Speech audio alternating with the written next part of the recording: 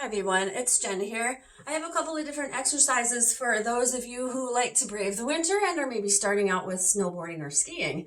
In order to not feel sore when you're out there, you need to follow an exercise routine, and you need to do it on a regular basis. You don't have to go all overboard, but the first thing you want to do is work your lower body in all planes of motion.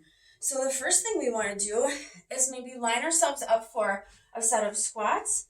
Feet are going to be just more than hip shoulder distance apart, and we're going to watch to make sure that our knees don't cave in. Now, bringing those hips way down and back, coming right back up, keeping the chest lifted, and making sure that we're not folding forward too much and that we're driving through with our heels and our glutes. Side view looks like this. Another thing you'd want to make sure is that your knees don't cave in when you go down into that squat, so watch for that. Making sure that your balance is up to par. You can take it back into a little bit of a lunge. Now, when I show people lunges, what I'll do is I'll separate my feet a little bit more so that they remain more sturdy. Go ahead, bring that leg way, way back, and then just drop through both knees. Now, I tell my clients a lot of times, just concentrate on that back knee. If you drop through that back knee, everything else is going to line up just right. Side view looks like this. So I'm going to take that giant step back. The back heel lifts off, and I drop down both knees to about 90 or whatever you can handle on any given day. Whatever you do to one side, do to the other. Working our legs in the lateral plane of motion, we're going to go into side lunges and just alternate. So from here, I just have people step about 3 to 4 feet apart. Double the amount of distance you would normally do in a squat. Sending that hip back to the corner of the room, and then making sure this knee does not go over the toes. You can stay stationary in your feet and just move one side to the other.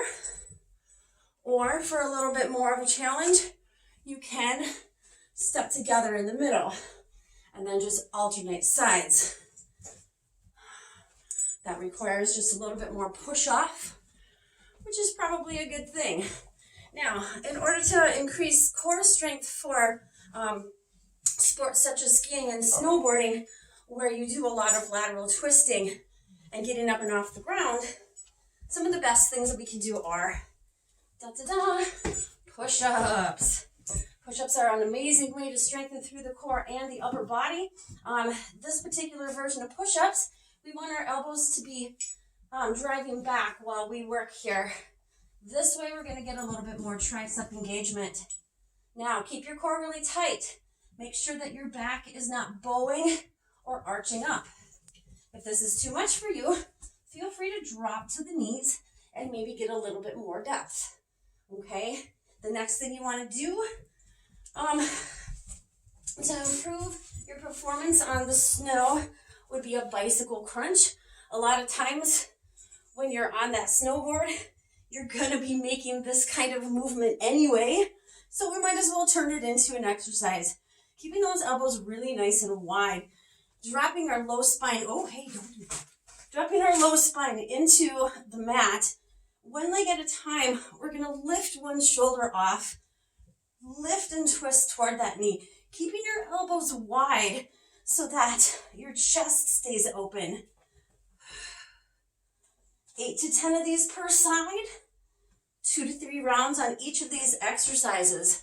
Now, it's important when you're working on a snowboard or skis that you fall correctly.